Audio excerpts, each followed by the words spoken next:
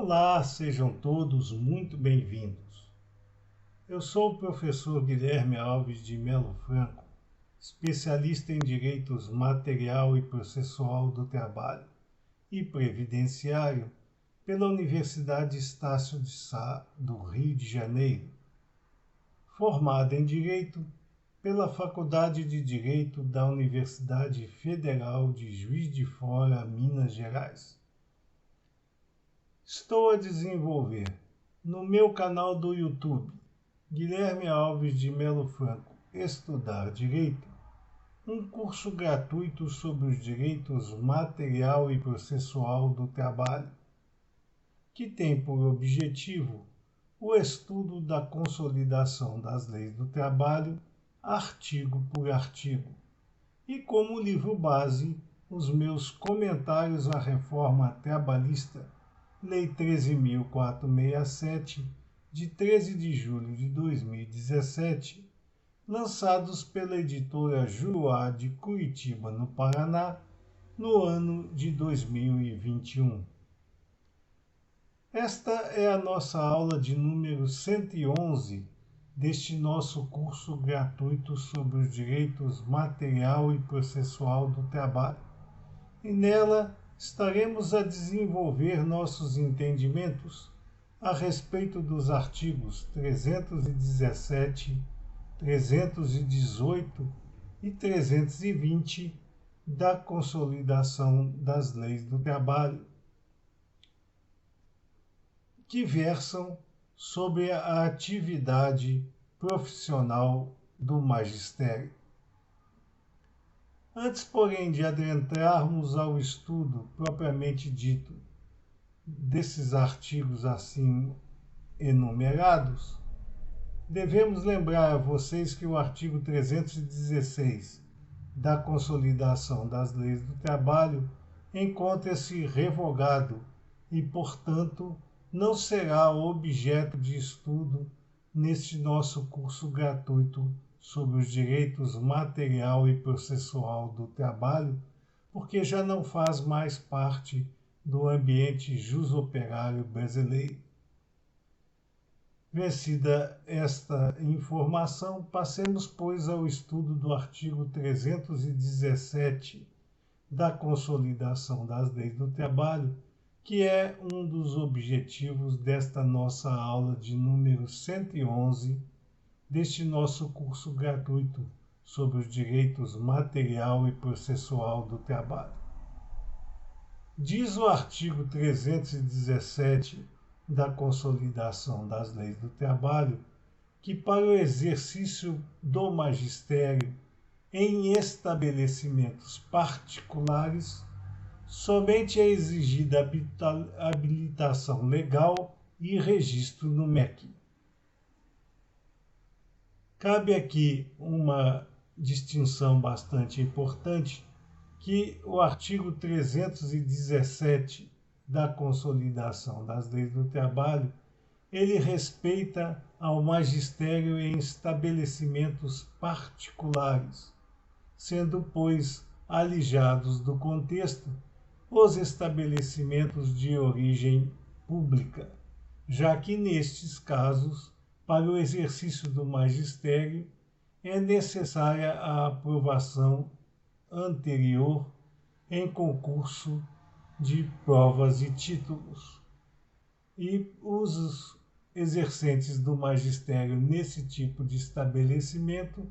são funcionários públicos e, portanto, estariam alijados do espectro da Consolidação das Leis do Trabalho. Portanto, o artigo 317 da Consolidação das Leis do Trabalho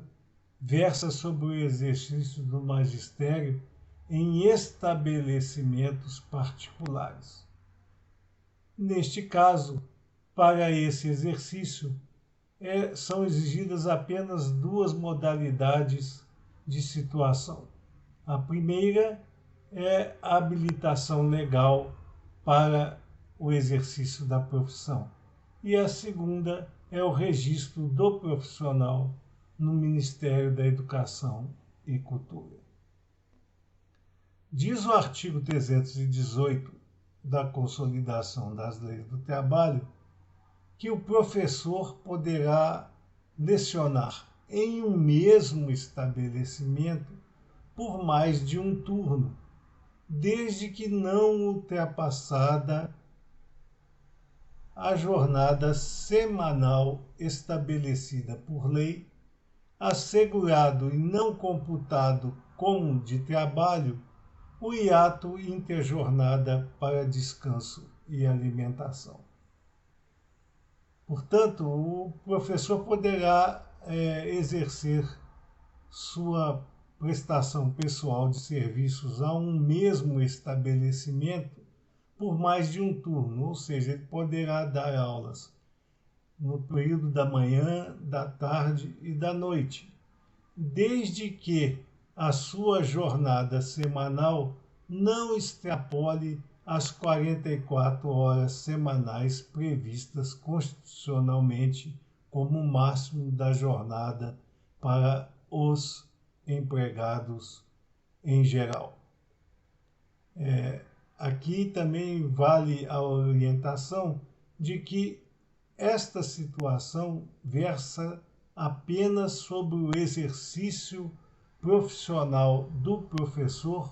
em um mesmo estabelecimento, porque se houver o exercício profissional do professor em estabelecimentos diversos, não há nenhuma vedação legal para que isto ocorra, desde que em cada um desses estabelecimentos não haja uma extrapolação da jornada semanal de 44 horas em cada um dos estabelecimentos, e não em todos os estabelecimentos em conjunto. Portanto, para cada contrato individual do trabalho, que pode ser exercido por qualquer trabalhador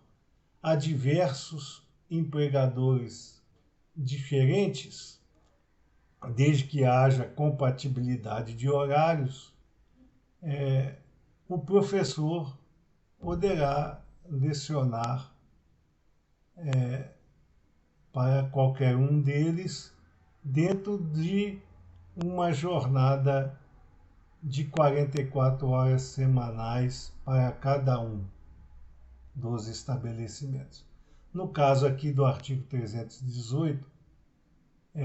a situação é do professor que pode lecionar para um mesmo estabelecimento de ensino em turnos diversos. Ou seja, ele pode dar aulas no turno da manhã, da tarde ou da noite, desde que neste estabelecimento não haja uma extrapolação da jornada de 44 horas semanais previstas pela Constituição da República Federativa do Brasil. E também a ele seja assegurado um intervalo interjornada para descanso e alimentação previsto pela Consolidação das Leis do Trabalho para as diversas modalidades de jornada que nós já estudamos em nossas aulas anteriores neste nosso curso gratuito sobre os direitos material e processual do trabalho. Essa composição de hiato interjornada para descanso e alimentação dos exercentes das funções de magistério não faz parte da jornada propriamente dita. Portanto, é uma situação de intervalo além das jornadas máximas previstas. O artigo 319 da Consolidação das Leis do Trabalho, ele se queda revogado e, portanto, dentro da sistemática que resolvemos adotar desde o começo para esse nosso curso gratuito sobre os direitos material e processual do trabalho, ele não será objeto de estudo porque já não faz mais parte do ambiente jus-operário brasileiro. Partimos, portanto, para o estudo do artigo 320 consolidado, que determina que a remuneração dos professores será fixada pelo número de aulas semanais de acordo com os horários a ele destinados pelo estabelecimento de ensino. Portanto, a remuneração dos professores será fixada pelo número de aulas semanais, de acordo com as aulas semanais que ele desenvolverá por determinação do seu empregador, é que a sua remuneração será consolidada. Todavia, o pagamento desta remuneração será mensal, considerando-se como tal o lapso temporal de 4 semanas e meia. Ainda que a remuneração dos professores seja fixada pelo número de aulas semanais, o pagamento das mesmas será efetivado de forma mensal, considerando-se como tal o lapso temporal de 4 semanas e meia. Nesta situação, ao contrário do que se costuma fazer com relação ao geral dos trabalhadores, que considera sempre o mês civil normalmente de 4 semanas, no caso dos professores, o mês será considerado como o lapso temporal de 4 semanas e meia. Portanto, a partir da 4ª semana e meia é que o pagamento da remuneração dos professores terá que ser implementado pelo estabelecimento de ensino. Dentro desse esquema remuneratório, nós temos que serão descontadas da remuneração as aulas não ministradas por falta do professor. Aqui entenda-se por falta injustificada daquele profissional que deveria estar ministrando uma aula em determinado horário e não compareceu sem nenhuma justificativa para proferir os seus ensinamentos na mesma. Em contrapartida, não serão descontadas no decurso de 9 dias. Portanto, dentro do decurso de 9 dias, se acontecer as faltas motivadas por luto ou gala, entendendo-se o luto como o falecimento de cônjuge, pai, mãe ou filho, quando estas faltas serão consideradas como plenamente justificadas, dentro daquela sistemática de dias que são considerados como faltas justificadas dentro da própria consolidação das leis do trabalho,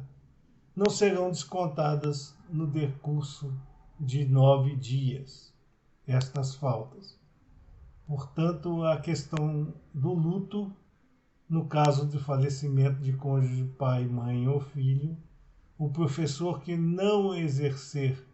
a sua atividade profissional dentro desses dias específicos não terá da sua remuneração descontado o período daquelas faltas. Com relação à gala, é preciso que se estabeleça em acordo coletivo do trabalho, convenção coletiva do trabalho, ou mesmo dentro do contrato individual de trabalho havido entre o professor e o estabelecimento de ensino, que aquela falta por motivo de gala deve ser desconsiderada para o fim de remuneração deste profissional. E se houver esta falta por motivo de gala, ela, nestes casos, não poderá ser decotada de sua remuneração. Todavia, não havendo esta previsão, as faltas por gala deverão ser, sim, descontadas do trabalhador por falta de previsão legal para o seu abono. Embora entendamos que o artigo 320 da Consolidação das Leis do Trabalho, que estamos a desenvolver nossos entendimentos neste momento, implica em dizer que elas não serão descontadas. Mas,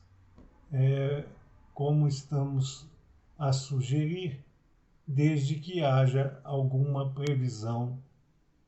neste sentido, tanto impacto coletivo quanto no próprio contrato individual do trabalho. Estas eram as considerações que gostaríamos de fazer a vocês nesta nossa aula de número 111 deste nosso curso gratuito sobre os direitos material e processual do trabalho, e aproveitamos a oportunidade para agradecer a todos vocês a presença nessas nossas aulas e pedir ainda uma vez mais àqueles que ainda não o fizeram que se inscrevam no nosso canal e deixem seus likes nas nossas aulas,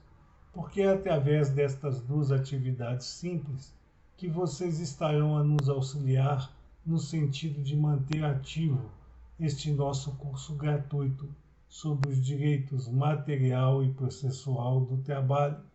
e desenvolver a distribuição do conhecimento aqui arregimentado ao maior número de pessoas possível. Muito obrigado a todos.